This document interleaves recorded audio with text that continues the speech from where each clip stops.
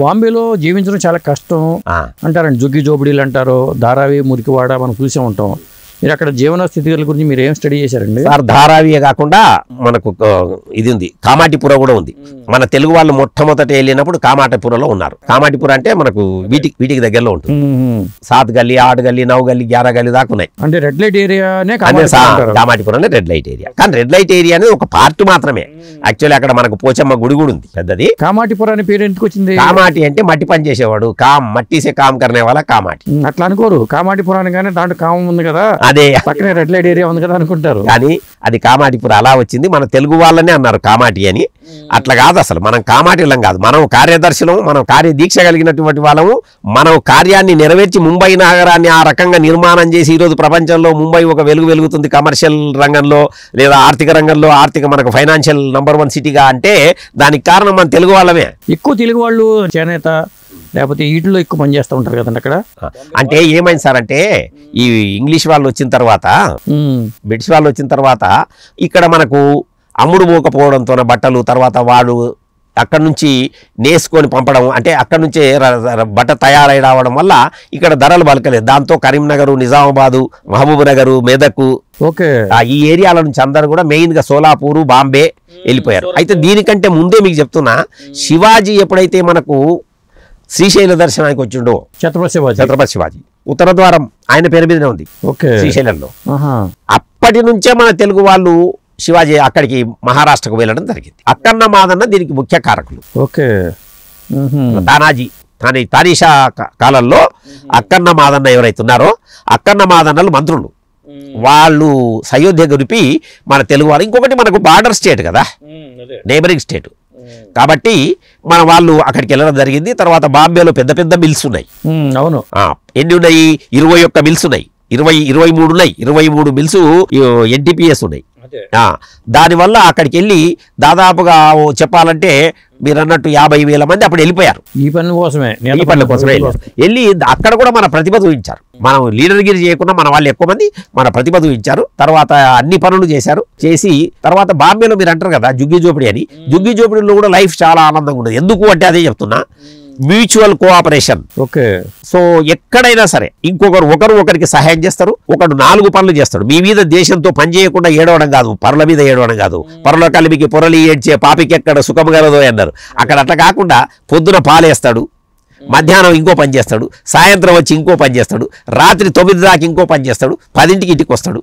ఒక మనిషి 4 పనులు చేస్తాడు రోజు. ఇంకొకటి మనకు బాంబే పొడవు 60 కిలోమీటర్లు, వెడల్పు 4 నుంచి 10 కిలోమీటర్లు. కాబట్టి ఎక్కడైనా 3 లైన్లు ఉన్నాయి. VT to కళ్యాణ్, మళ్ళా VT to Vihar, Churchgate to Vihar. వీటన్నిటి ఉండడం వల్ల మనకేంటంటే ఏ ట్రైన్ దిగినా నీకు 2-3 కిలోమీటర్ల దూరంలో నీ గమ్యం దొరుకుతుంది. కాబట్టి ఒక రోజు ఒక మనిషి బాంబేలో 200 నుంచి 300 కిలోమీటర్లు కష్టం అనుకోకుండా ప్రయాణం చేసి రాగలరు. 200 నుంచి 300 కిలోమీటర్లు కష్టమే కాదు. అది life line of the Bombay trains ఉన్నాయి కాబట్టి ఏ రకమైనటువంటి ఇబ్బంది లేదు. పన్వేలు 4 లైన్లు ఉన్నాయి, VT to పన్వేలు కూడా ఉంది. సో 4 లైన్లలో ఎట్లయినా కూడా మనకి రష్గా ఉంటాయి కదండి ట్రైన్స్ కూడా, అలవాటు అయిపోతుంది సార్. ఇప్పుడు కొద్ది రోజులు కష్టం అనిపిస్తుంది, ఒకసారి నీకు బాట తెలిసిన తర్వాత మనకు ఆనందం. ఇప్పుడు ఇంకొక విషయం, ఒక ఊర్లో మనకు తెలిసిన ఒక వ్యక్తి ఉంటే ఆ ఊరంతా మనదే అనిపిస్తుంది. అవును, వాళ్ళు సంతోషంగా పిలిస్తే అరే ఈ ఊరంతా నాది. అట్లా మనకు ఒక 4 పరిచయం అయిపోయి నీకు పనులకు తక్కువ లేదు, పనులకి కొదవ లేదు, చేయడమే నీ పని. నీవు చేసుకోగలిగితే 6 పనులు చేయొచ్చు. అది బాంబే వాళ్ళు చూపించే గొప్పతనం ఏంటంటే ఒక మనిషి 10 పనులు చేయొచ్చు, 4 పనులు చేయొచ్చు, 5 పనులు చేయొచ్చు అని చూపించగలుగుతాడు. కాబట్టి ఆ గొప్పతనాన్ని మనం తెలుసుకున్న నాడు బాంబేలో చేయడం కష్టం. లేకపోతే మొదలు ఏమనిపిస్తుంది అంటే రైలు ఎలా పరిగెత్తాలి, రైలుతో పాటు నేను ఎట్లా పరిగెత్తాలి అనుకుంటాడు. కానీ ఎవడైతే సోమరిపోతున్నాడో వానికే కష్టం అనిపిస్తుంది బాంబే. కష్టపడేవాడికి బాంబే ఇష్టంగా అనిపిస్తుంది, చాలా ఇష్టంగా అనిపిస్తుంది. అందుకే మరాఠీలో జ్ఞానేశ్వర్ కూడా మనకు అంటే మన భగవద్గీత బదులు దాంట్లో సంత జ్ఞానేశ్వరి చెప్పాడు, నసే దుఃఖాత్ ఉద్వేగ సుఖాచి లాల్సా నసే తృష్ణ భయక్రోధ్ తో స్థిత ప్రజ్ఞ సంయమీ. అది సుఖదుఖాలకు లొంగకుండా ఎవడైతే సంతోషంగా ఉండగలుగుతాడో వాడు స్థితప్రజ్ఞుడు. బాంబేలో ఉంటే స్థితప్రజ్ఞుడు అవుతాడు మనిషి. బాంబేలో ఉద్యోగం చేస్తే స్థితప్రజ్ఞుడు అవుతాడు. ఎందుకంటే వానికి 10 భాషలు వస్తాయి, 10 మంది తెలుస్తారు, ప్రపంచ జ్ఞానం పూర్తిగా అబ్బుతుంది. సింపుల్ గా చెప్పాలంటే మీకు ముంబై నగరంలో ఉంటే ప్రపంచ జ్ఞానం పూర్తిగా. భోజనం కోసం డబ్బా వాళ్ళలో వచ్చారు వాళ్ళు.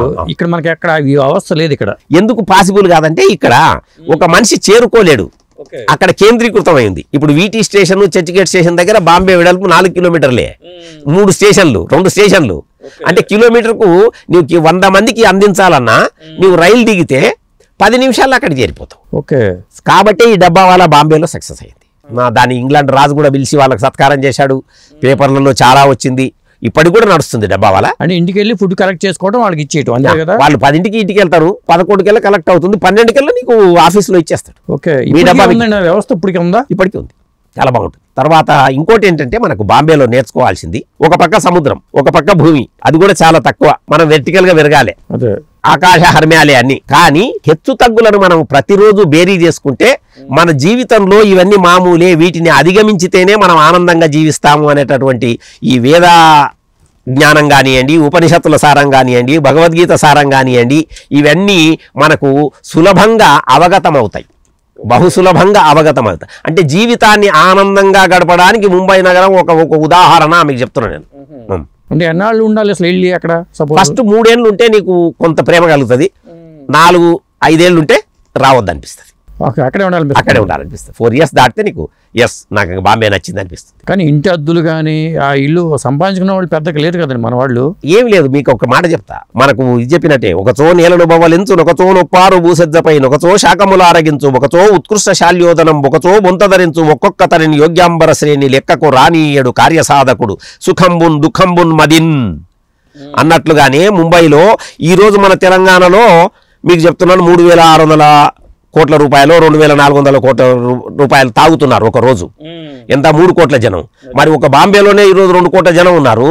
మొత్తం మహారాష్ట్రలో తాగేది 1000 కోట్లు, 1,500 కోట్లు లేదు. అంటే వాళ్ళ డిసిప్లిన్ ఈ ఆహారం మీద లేదు, వాళ్ళ సేవాపరాయణత్వం, వాళ్ళ భావన. ఇంకోటి, ముంబై మహానగరంలో ఉన్నన్ని ట్రస్టులు దేశం మొత్తం కలిపితే కూడా లేవు. 1.5 కోటి పైన ఉన్నాయి ట్రస్టులన్నీ కలిపి. అంటే ఆలోచించండి ఒకసారి, ఎంత సేవాపరాయణత్వం ఉంది అక్కడ. టాటాస్ అక్కడే ఉన్నారు, బిర్లాస్ అక్కడే ఉన్నారు. ముఖ్యంగా టాటాస్ చెప్పాలంటే వాళ్ళ సేవ అమోఘం. ఓకే.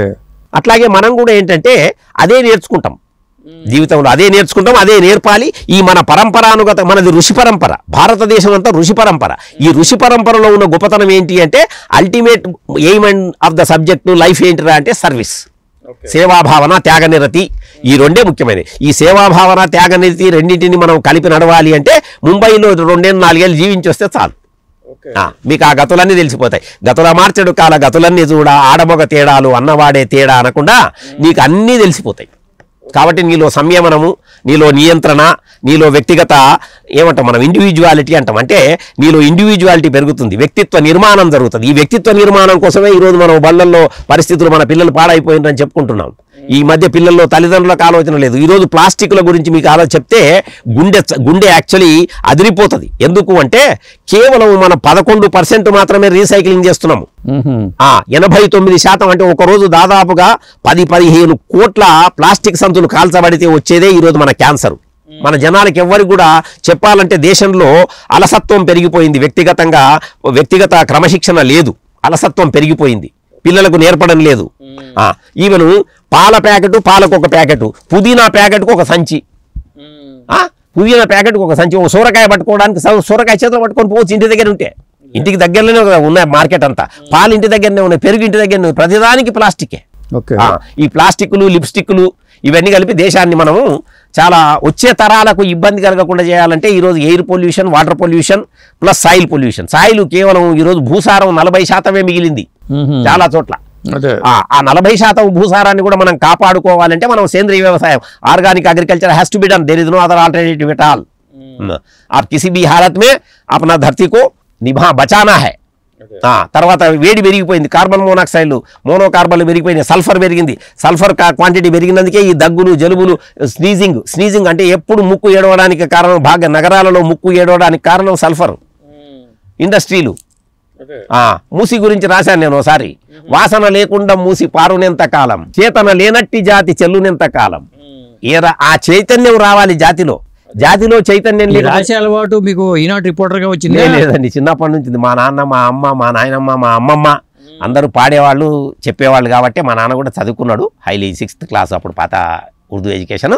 కానీ చదువుకున్నా కూడా ఏంటంటే దే హ్యావ్ ఇన్కుల్కేటెడ్, అంటే మనలో వాటిని కల్పించారు.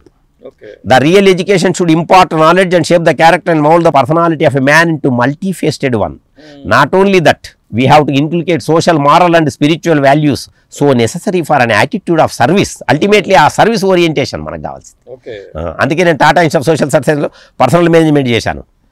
MA political science Bombay university, LLB Bombay university, PG diploma in environment and ecology ఐఐఈలో చేశాను Delhi Hauz Khas, PG diploma in public relation and advertising ఢిల్లీలో చేశాను, పీజీ డిప్లొమా ఇన్. అంటే ఇన్ని డిగ్రీలు చేస్తే సార్ ఇప్పుడు ఎందుకు కొరకాకుండా పోతారంటారు కొంతమంది. అది కొంతమంది ఏమంటారు అంటే rolling stone gathers no moss అంటారు. Rolling stone only can rotate others. ఎందుకంటే అది రోలింగ్ స్టోన్ తిరుగుతుందని చూసేవాడికి వాడు వీలంటే తిరగాల్సి వస్తుంది కొద్ది రోజుల తర్వాత.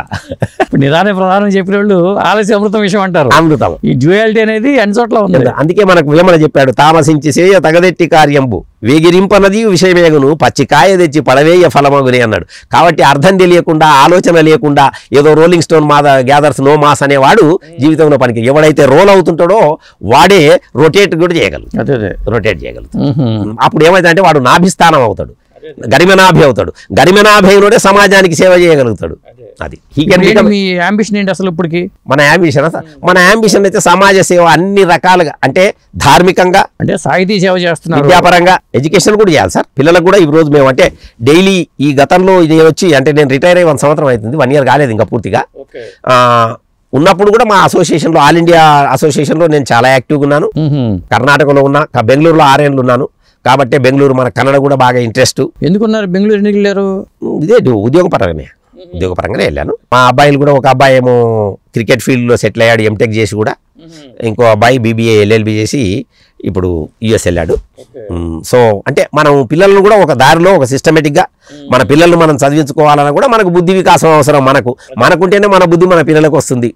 అదే కదా. సో మనం ఎట్లా ఫాలో అయితే యద్భావం తద్భవతి భగవద్గీత చెప్పింది. సో అట్లాగే మనకి ఇంకా చెప్పారు, యద్యదాచరతి శ్రేష్టతత్వ దేవేతరో జనః సయత్ ప్రమాణం కురితే లోకస్తదనువర్తతే అన్నారు. కాబట్టి మహానుభావులు చేసినట్టుగానే మనం వ్యవహరించాలి.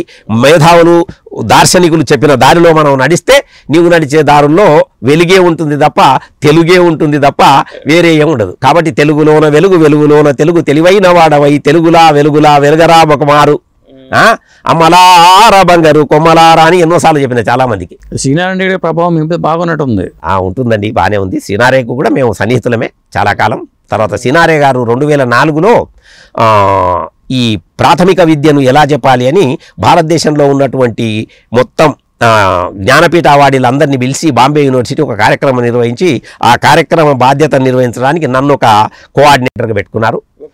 పెట్టుకుంటే ఆ 3 రోజులు సినారే గారు అక్కడే ఉన్నారు. ఏ నిర్ణయించారు ప్రాథమిక విద్యని? ప్రాథమిక విద్య మాతృభాషలో ఉండాలి సార్, కంపల్సరీగా ప్రాథమిక విద్య మాతృభాషలో ఉండాలి. మాతృభాషలో ఉంటే ఏమవుతుందంటే మన భావ వ్యక్తీకరణ, ఇప్పుడు ఎంతో మందికి ఉన్నా కూడా లాంగ్వేజ్లో మీకు మాతృభాషలోనే వస్తుంది. మనకు తెనాలి రామలింగం చదివి చూసినా, ఎక్కడి ఏ కథ చదివినా చదవండి మీరు, మాతృభాషలోనే ఆ పదం ఫస్ట్ వస్తుంది, అమ్మా అనే వస్తుంది దెబ్బ తాకితే. కాబట్టి ఆ భావన ఉండాలి. దానికోసమే కట్టమంచి రామలింగారెడ్డి కూడా ఒక కొటేషన్ చెప్పాడు, the language is still poor to express or explain human feelings, the emotions always have an upper hand అన్నాడు. కాబట్టి ఈ మన ఉద్విగ్నతను చెప్పడానికి భాష లేదు, భావమే ఉంటుంది. కాబట్టి భాష చాలదు. కాబట్టి భాషను ఎంత నేర్చుకున్నా మంచి. ఇంకొకటి, ఎవరైతే భాష నేర్చుకున్నారో మీరు గమనించండి, ప్రపంచంలో ఈ రోజు వరకు కూడా వాళ్ళంతా ఆనందంగా బ్రతికిండ్రు. వాడు ధనవంతుడా అని కాదు, గుణవంతుడా అని. వాడు గుణవంతుడు. ఏ దానికి ధనవంతుడు? లక్షల ధనవంతుడు. వాడు లక్షాక్షరాల ధనవంతుడు. అది ఇప్పుడు ఒక మసల చిన్నప్పనే కావచ్చు, ఒక కసిరెడ్డి వెంకటరెడ్డి కావచ్చు, ఒక శ్రీనారాయణ రెడ్డి కావచ్చు, ఒక దాశరథే కావచ్చు, ఒక కాళోజీ నారాయణరావు కావచ్చు, ఎవరైనా కావచ్చు, వాళ్ళు ఈరోజు లక్షలు సంపాదించి పెట్టినందుకే కదా వాళ్ళ పేరు తలుచుకునేది. కాబట్టి మనకు దానేన పానిర్న తుకంకనేనా అన్నారు మళ్ళీ మనకు. అంటే దానము చేతనే మీ చేయి వెలుగుతుంది కానీ ధనము చేత కాదు, కంకణాల చేత కాదు అన్నారు. కాబట్టి ఏ దానం చేస్తే గొప్పది? విద్యాదానం చేస్తే గొప్పది. దానికోసం నేను ఈ డిగ్రీలన్నీ చేశాను. సో డిగ్రీలకు విలువ ఉందా లేదని కాకుండా, డిగ్రీలు చేయడం వల్ల నీలో జ్ఞానం పెరిగింది. జ్ఞానం పెరగడం వల్ల నలుగురు నీ దగ్గర నిలబడగలుగుతారు, నీ వెలుగును పంచాలి. నీ తెలుగును పంచాలి, నీ వెలుగును పంచాలి. సో అప్పుడు నీ పంచన 10 మంది నిలవాలి, నీ పంచన నిలిచిన 10 మంది గెలవాలి. దేంట్లో? జీవితంలో గెలవాలి. జీవితం అనే బతుకు బాటలో గెలవాలి, బతుకు ఆటలో గెలవాలి. అది real PhD, not the subject PhD. The real PhD is you have to win the లైఫ్ను జీవితాన్ని గెలవాలి అంటే ఏం చేయాలి? నీలో అన్ని రకమైనటువంటి ఆలోచనలు ఉండాలి, నీలో సంయమనం ఉండాలి, నీలో విజ్ఞత ఉండాలి, ప్రాజ్ఞత ఉండాలి, నీలో ప్రభుత్వం ఉండాలి. ఏ ప్రభుత్వం ఉండాలి? నిన్ను నీవు నియంత్రించుకుని కంట్రోల్ చేసుకునేటటువంటి ప్రభుత్వం నీలో ఉండాలి. అప్పుడు నీవు ప్రభుత్వాన్ని కూడా శాసించగలవు. ప్రజలు ఇంత ప్రభుత్వం కలిగిన వారైనప్పుడు ప్రభుత్వాన్ని శాసించగలరు. జాతి జాగృతమై నడుస్తుంది. జాగృతమైనటువంటి జాతి చిరకాలం నిలుస్తుంది. అది మన భారతీయత. అందుకే యుగయుగాల తరతరాల చరిత్ర గమనించిన, యుగయుగాల తరతరాల చరిత్ర గమనించరా, రానున్నది రాజయోగం అది నీదే ఎంచరా, ఆ వెలుగును ప్రపంచానికి ప్రతిరోజు పంచరా. అది మనకు కావాల్సింది. ఓకే, మరో సిట్టింగ్ లో మళ్ళీ మీతో జై హింద్. ఫస్ట్ మనం జై హింద్, జై భారత్. Thank you.